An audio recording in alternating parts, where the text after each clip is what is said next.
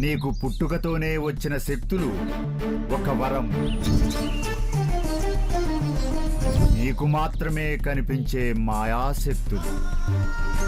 ఆ రోజు అక్కడ పారిపోయాను కాబట్టి ఈ రోజు ఇక్కడ ప్రాణాలతో ఉన్నా. ఎవరినైనా మర్డర్ చేయమని ఆర్డర్ చేసిందా? మర్డరా? నేను ఆత్మని, నీ సోల్మేట్ని. అసలు తను ఎవరు? జరిగిందంతా నిజమేనా? రాకేష్,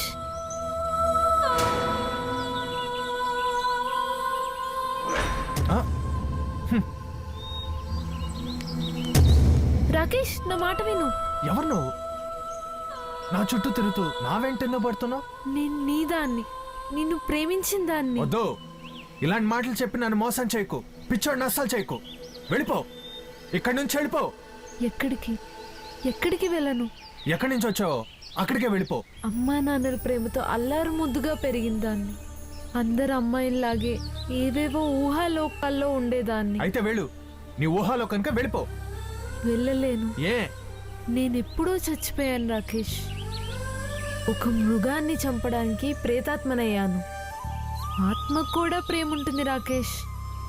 నిన్ను మర్చిపోలేకే నీ వెంట పడుతున్నాను. భయపడకు, నన్ను వదిలి పారిపోకు.